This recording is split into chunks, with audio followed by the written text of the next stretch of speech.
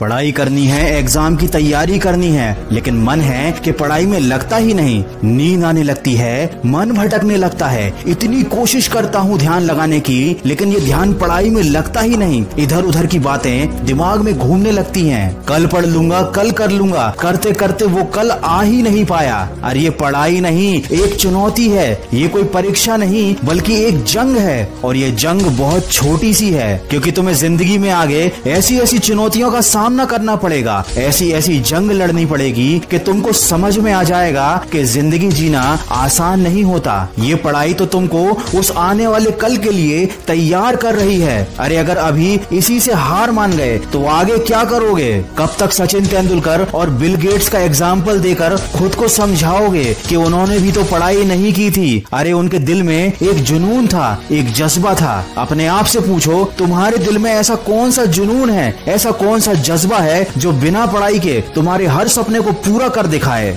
अरे जब तुम्हारी उंगलियों के निशान तक इस दुनिया में किसी और से नहीं मिलते, तो क्यों तुम अपनी तुलना दूसरों से करके हार मान लेते हो? कब तक इन बातों को सोचोगे कि पढ़ाई कुछ नहीं होती, पढ़ाई करने से क्या होता है, पढ़ाई करने से क्या मिल जाता है? अरे अगर पढ़ाई कुछ भी नहीं होती, पढ़ाई की कोई औकात नहीं है, तो ये पढ़ाई तुमसे क्यों नहीं हो रही? तुमको पता है ना, जिंदगी में अगर दूसरों से आगे जाना है, एक बेहतर जिंदगी जीनी है, तो वो काम करने पड़ते हैं जो दूसरों से करते नहीं बनते। सोचो पढ़ाई भी वही काम है जो हर किसी से करते नहीं बनता और तुमसे भी करते नहीं बन रहा। लेकिन अगर तुम कर लोगे तो तुम उन सब लोगों से आगे निकल जाओगे जो हार मान चुके हैं। आज अगर तुम अपने मन के ऊपर एक छोटी सी जीत हासिल कर लोगे तो कल बड़ी बड़ी मुश्किलों का भी हल निकाल पाओगे। सोचो अगर इतनी छोटी सी चीज से ही तुम हार गए तो आगे क्या करोगे? सोचो अगर इस मामूली से काम को करने के लिए तुम खुद को फोकस नहीं कर पा रहे हो तो आगे क्या करोगे? सोचो जब तुम अभी अपने मन को काबू में नहीं कर पा रहे हो तो आगे क्या करोगे? मैं ये नहीं कह रहा कि पढ़ाई से प्यार करो, मैं ये भी नहीं कह रहा कि किताब से प्यार करो, लेकिन कम से कम अपनी जिंदगी से तो प्यार करो। आज लॉकडाउन ने तुम्हारे सामने एक उदाहरण लाकर रख दिया है कि जो लोग आर्थिक रूप से मजबूत थे, उन लोगों के लिए ये लॉकडाउन छुट्टियों की तरह था। उन्हें कोई फर्क नहीं पड़ा, बल्कि उन्होंने तो इस लॉकडाउन में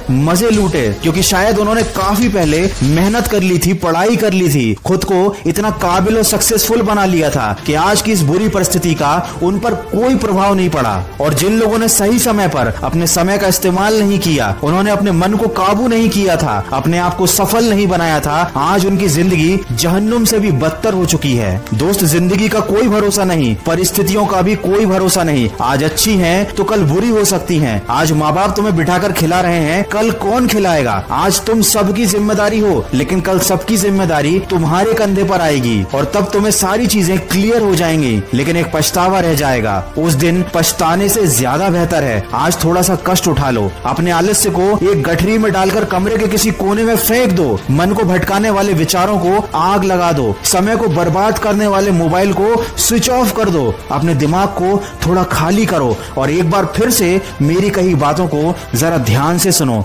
तुम्हें पढ़ने से कोई रोक नहीं पाएगा, तुम्हें आगे बढ़ने से भी कोई रोक नहीं पाएगा। एक बार मन में शांत दिमाग से खुद से कहो, नो एक्सक्यूज, फिर देखो क्या होता है। ये बात हमेशा याद रखना, तुमको विकल्प बहुत मिलेंगे मार्ग भटकाने के लिए, लेकिन संकल्प सिर्फ एक ही काफी है मंजिल तक जाने के लिए। अगर इंसान में सीखने की और बदलने की चाहत हो तो वो अपनी गलतियों से सीख कर अपनी जिंदगी बदल सकता है। तो जो अभी तक हो गया उसका अफसोस मत करो, आज से और अभी से एक नई शुरुआत करो। और अगर इस वीडियो में कही गई बातों से तुम सहमत हो तो इसको शेयर जरूर करना। मैं मिलूंगा आपसे अगले वीडियो में जो आपके जीवन में सकारात्मक ऊर्जा को भर दे और आपको दिखाए एक सही दिशा। सुनते रहिए मन की आवाज।